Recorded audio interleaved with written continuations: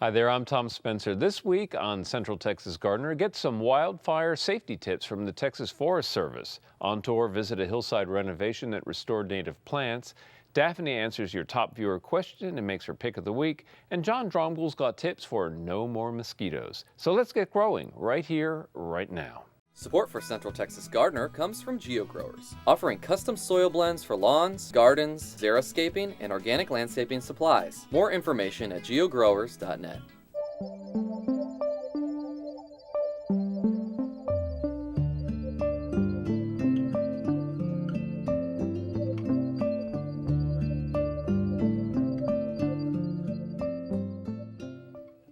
Renovating an overgrown invasive situation is harder than starting from scratch, especially on a hillside. See how this renovation restored native plants and convivial outdoor living. In their new home and garden design, environmentally committed owners Griffin and Heather connected with garden designer Glee Ingram. First on the list, to restore the native plants.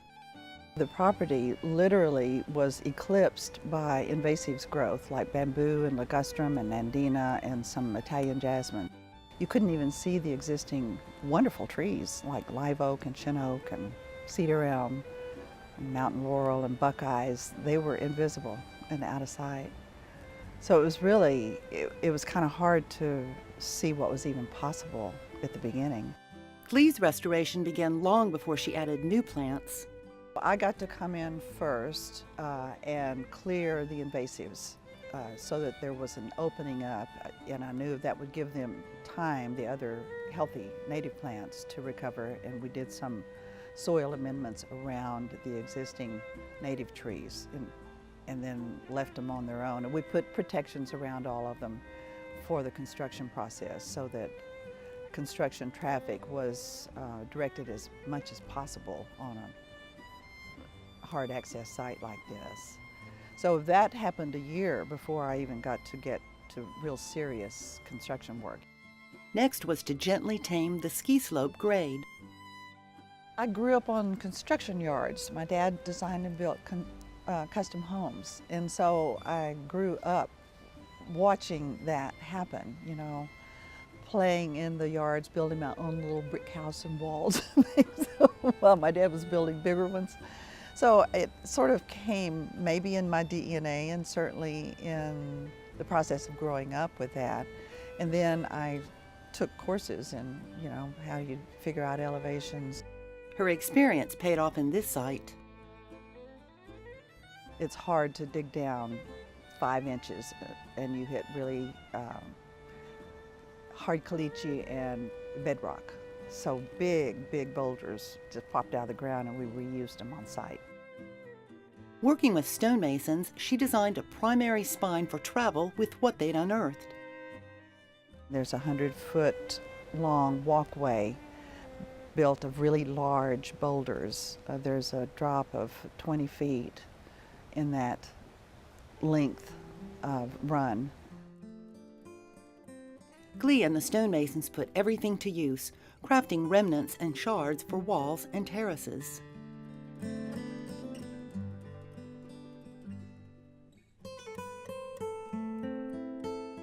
They were very gifted at their work, so they would take these scraps and stack walls with them, and that's how we got our terraces, and we started from the bottom and came up.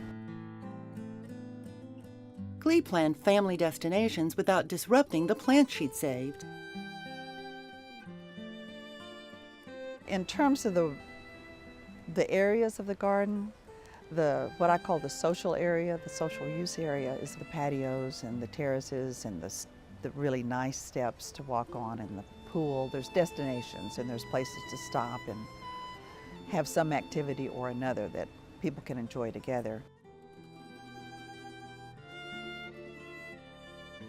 When adding new plants, Glee went for diversity, especially with natives. The result? The return of diverse wildlife.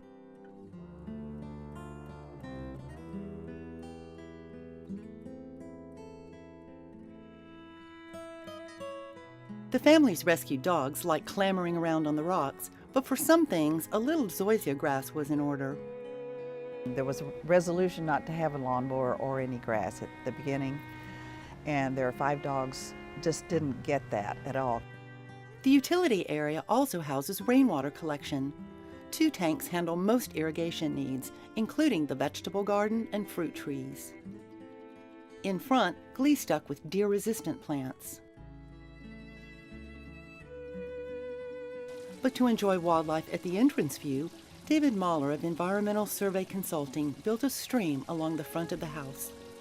It was a constrained area. It was a narrow area between the drive and the house, and we needed to do something with it to make it feel more natural and more welcoming. They extend the water theme to welcome friends with a seep wall that softens a structural column. Sculptor Chris Levac designed the broader view entrance greeting.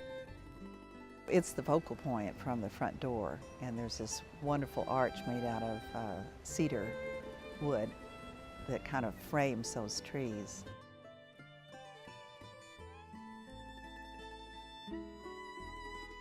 Chris also designed the ironwork that keeps the dogs in and the deer out of the back garden.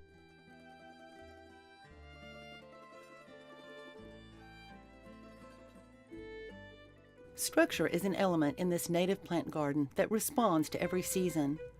Plants have their moments of glory before going dormant, and others take over. It's a cycle that renews this renovated land to its roots. I think trying to create picture perfect all the time is what really has caused so much damage. We all need rest. Actually, a native plant garden is always picture perfect.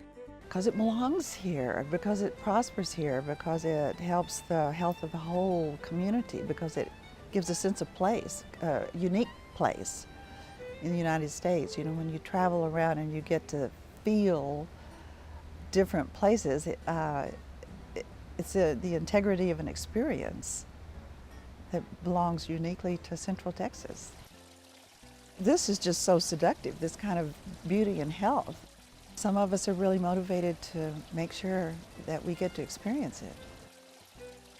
That's a great garden restoration. Thanks for sharing your work with us. And now we're going to be talking about, well, it's a difficult subject, getting ready for fires. We had a terrible year last year, and right now I'm joined by Patrick Allen from the who's a wildland urban interface specialist for the Texas Forest Service, and it's a real pleasure to have you with us. Well, thanks for having me. We're going to be talking about fire prevention, and obviously last year's weighing on everybody's minds. Oh, absolutely. I mean, we had a devastating wildfire season last year that was historic across Texas, and we burned close to 4 million acres in Texas. 4 million acres. Mm-hmm. That is bigger than some states. Absolutely, and we had a lot of other states, firefighters from other states, helping us in that time period. Mm-hmm. So I think you have people's attention on this subject, but we can't relax. Even though this year it started off, fortunately, with some great rain. It seems like in the past few weeks here we've gone around the bend. We're back in that dry mode.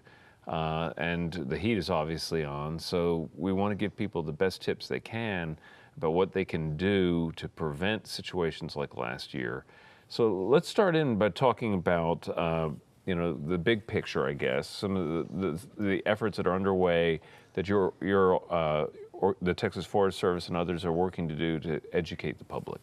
Absolutely. Well, here in Texas, after we experienced last year's fire seasons and then previous fire seasons that were devastating, residents and then the Texas Forest Service firefighting agencies have taken more of a proactive approach rather than reactive like we've had in the past. So we've launched an educational campaign for community members and landowners on ways they can protect their property, protect their families, and protect their homes from the devastating effects of wildfire. And there's simple ways that you can do that and achieve that, and through a couple programs that Texas Forest Service offers and then nationally offers. Mm-hmm. The Firewise Communities USA program and then the Ready, Set, Go program offer several simple techniques, gardening techniques, landscaping techniques to reduce that overall risk. Now, granted, on some days when the wind is blowing really hard, we have really low relative humidities and the drought's been going on for months and months. Sometimes there's just nothing you can do. but at least you can evacuate safely and know that when you do leave, you've done everything you can to prepare your property and your home for wildfire. Yeah, and we will be talking about planning for these contingencies and planning your escape routes and being ready in case you do have one of those days. And I actually drove by the wildfires the day they started in Bastrop with that howling wind, you know, a bone dry day. And actually the day before I was driving past through the same area and I thought, dear Lord, let nobody drop a match. Right. And sure enough, the next day it wasn't a match, I don't think, but there you go. I mean, you could just feel it being set up with that on those windy days. So let's start by talking about some of the homeowner education piece that you're doing and some of the things that are just make common sense for folks to do. And you know, here in the Central Texas region, we have hundreds of thousands of people now living in an area that looks, for all intents and purposes, like Southern California, except for a little hotter and drier. Right, right, exactly. And what we've had people moving into those traditional rural areas, and that's what we call the wildland-urban interface. And in those zones, we like to incorporate Firewise principles. And Firewise is kind of jargon, but that just means ways that community members and people can prepare their properties by activities such as placement and proximity of plants to structures, deciding what to plant closest to your house. There's zones that we call in the home ignition zone. There's several zones, 1, 2, and 3. Zone 1 is the first 30 feet from the house out. Zone 2 is the next, just up to about 100 feet, 70 to 100 feet. And then Zone 3 is going to be your wildland or rural area that you really wouldn't want to worry too much about.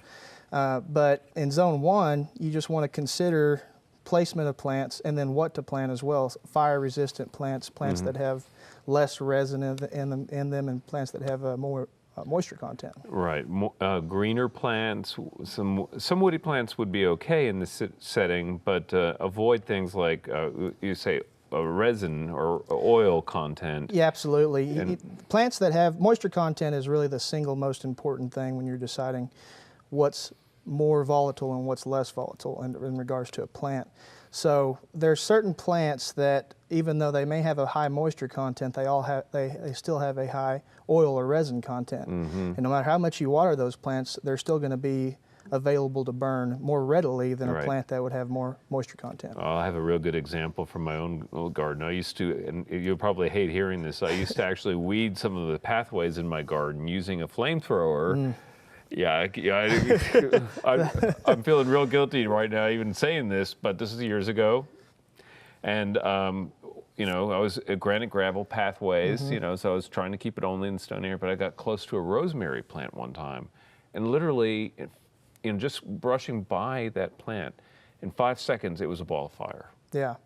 Exactly, and that plant would have the higher resin content. Yeah, very oily. Hopefully it wasn't planted next to any structure or any deck that could have ignited. Very fortunate in that, yeah. Yeah, so I mean, when you're looking at things like that, you can have plants like that close to your house. You can have them close to decks, but you don't want a lot of them. You want to consider spacing, so that way if they do ignite, like in your case, they do ignite what we call torch, they won't threaten other plants to create a chain effect, or they won't threaten the structures and cause higher damage, higher value at risk.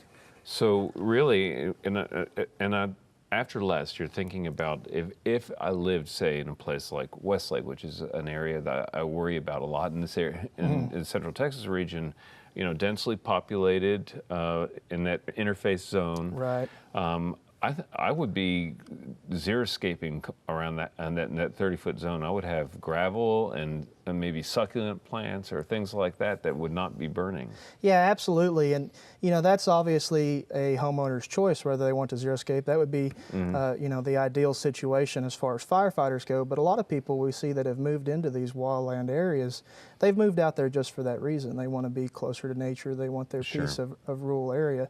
So they don't want to go cut down all the trees around their house or remove all the vegetation. And it's fine to have trees next to your house and trees with high resin content, but again, it comes down to that placement, that if they do ignite, you want to, first of all, you want to minimize the chance of igniting, such as limbing up trees and limbing up that ladder fuel for it to get in that content, because what you're doing is you're reducing the intensity of the fire closest to the house. Yeah. And when you say limb up, you're just saying removal of the limbs closer to the ground, so that Absolutely. So that if, say, a grass fire comes through, you don't have low-hanging cedar branches just a few feet from that. Absolutely, yeah. That's what it means. You take the tree, the overall tree or the overall plant, the bush, you would break it into thirds and you limb up that bottom third. And that also promotes a healthy plant. It promotes vertical growth rather than horizontal growth. And grasses are the main carrier of a fire. So you want to be able to have a landscape that can have a fire on it, but it won't destroy your house. What about some retrofits to the house itself? Are there some things that people should be considering? Absolutely. Whenever you're retrofitting your house or even building a new home, you want to build it with non-combustible materials, building decks with hardy board or planks that are made out of anything besides wood. Because anything that's attached to the structure is considered part of the structure, including decks and fences, wooden fence lines.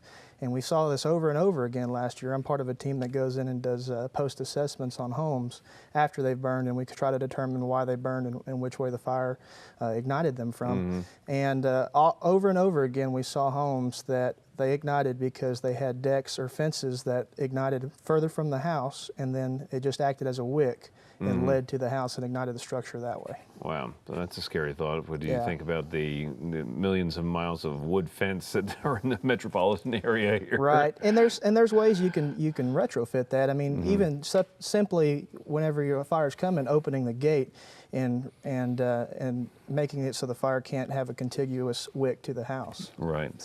So obviously thinking in zones, retrofitting the home, lots of stuff to consider here. We haven't talked about planning ahead, and that's, I think, really critical, because some people, it's very possible to get caught in this situation. Absolutely, and that's what the Ready, Set, Go program, which is a program that was introduced to us by the International Association of Fire Chiefs. It's a national program, and it's meant to be for rural fire departments to spread to their communities and have that communication component with their communities.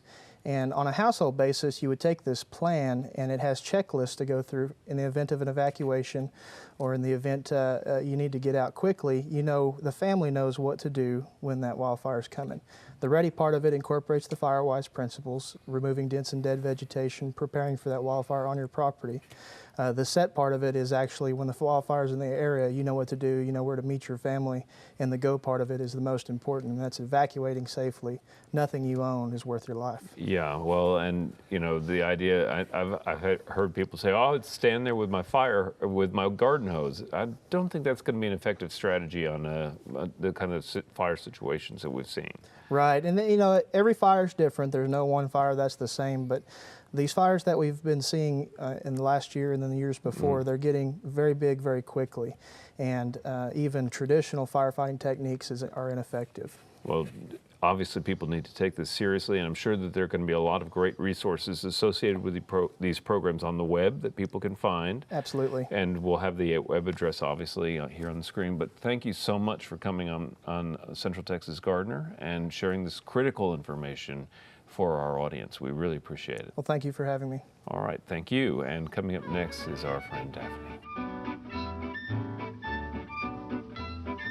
Hi, I'm Daphne Richards, and this is Augie, CTG's doggy horticulturist. Our question this week comes from Emily. How close to her oak trees can she add rock hardscaping to reduce lawn space and water? Well, Emily, I'm sure that you're not alone in wanting to reduce some lawn area so that you can reduce irrigation and mowing. But when removing turf and replacing with hardscaping around trees, you should be very careful. First, you want to leave some space around the trunk. About 2 feet on each side should be sufficient. And use bark mulch in that area if possible. You want to limit soil compaction over the larger roots of an older tree. When removing the turf, also be very careful not to damage any of the tree roots, which are hopefully deeper in the soil. Using rocks as mulch around the tree is fine, since there's space between the rocks for water and air to penetrate the soil. But be careful of using pavers or other hardscaping around a tree. You can use pebbles or sand between the pavers instead of mortar, which would allow for some water and air to work their way into the soil, but not as much as rocks or other mulch would allow. So the soil underneath pavers will become more compacted, and when the roots grow, the pavers will buckle and be unattractive and are also a potential tripping hazard. The smaller roots, which have root hairs, occur out at the drip line of the tree, at and beyond the furthest branches. And that's where the tree takes up water, so you want to be sure that any construction that you do leaves this area permeable for air and water to get down to the root zone. Our pick of the week is Jimson weed, Datura wrightii, also known as moonflower or angel trumpet. This lovely plant has large, gorgeous, trumpet-shaped white flowers that open at night. The most common way to get this plant is by having a friend share some seed with you. Once the flower has been pollinated, a very large spiky seed head forms containing hundreds of seeds. If you don't collect those seed heads before they burst, you'll find lots of datura seedlings coming up all over the place next year, although the plant really isn't invasive and the seedlings shouldn't escape too far. Datura is listed as hardy to zone 9, and so it may be perennial in your garden, but most likely it will reestablish from seed, so be sure to collect and save some of those seeds so that you can plant them where you want them next year, and give some to jealous friends. Datura only gets about 2 feet tall, but may spread very wide, up to 10 feet, especially if it's getting plenty of water. It doesn't need much water at all and prefers well-drained, coarse soil, but if given a little supplemental irrigation, it will get a bit larger and flower more prolifically for you. Datura needs full sun to grow and produce those gorgeous white blooms, which usually start to show in late May or early June, and cover the plant all summer long. Be very careful when handling this plant, because all parts of it are poisonous if ingested, and some people are even allergic and have a reaction when touching its fuzzy gray-green foliage. Datura is a great plant for xeriscaped areas in your garden and requires very little care or attention to be beautiful all summer long, even in the extreme heat. To do this week, be sure to water your fruit trees, especially well during the heat of summer.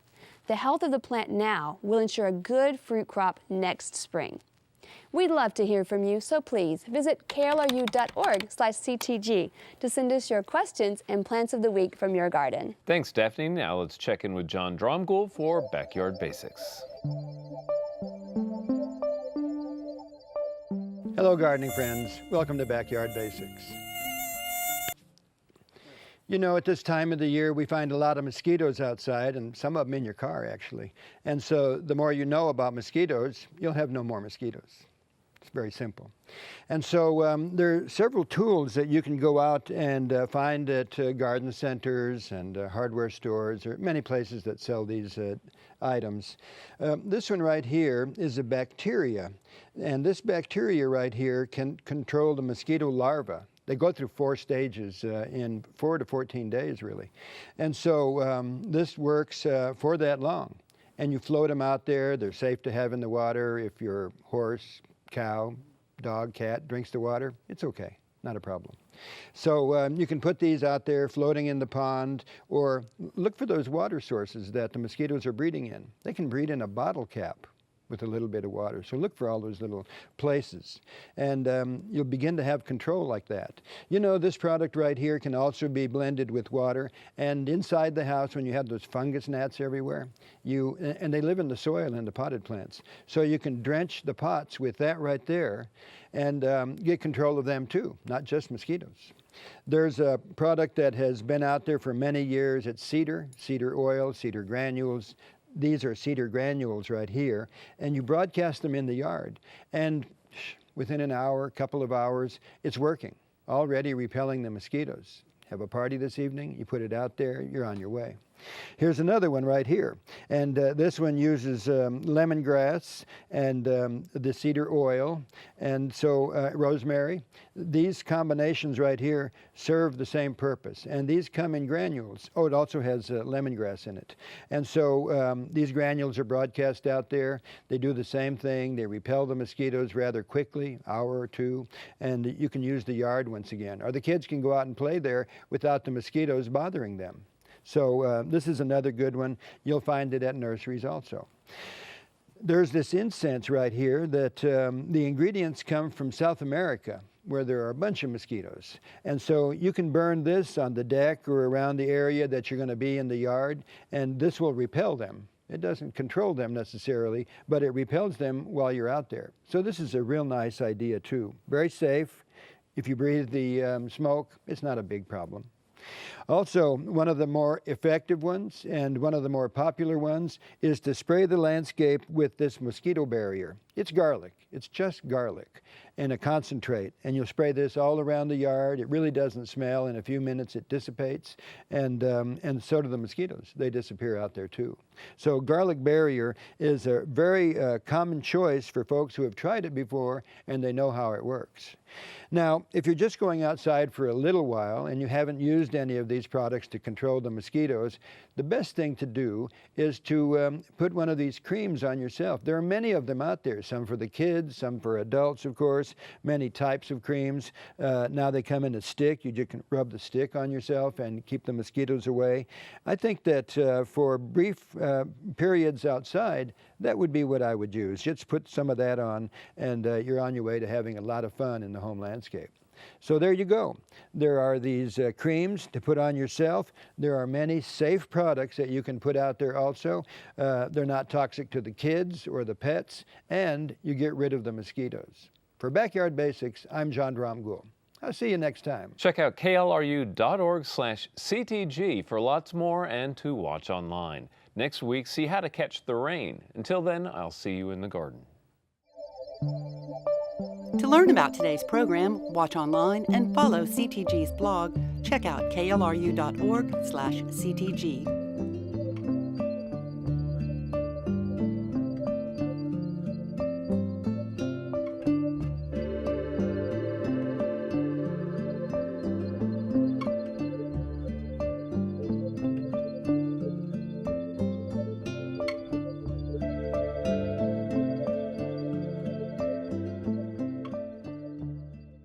Support for Central Texas Gardener comes from GeoGrowers, offering custom soil blends for lawns, gardens, xeriscaping, and organic landscaping supplies. More information at geogrowers.net.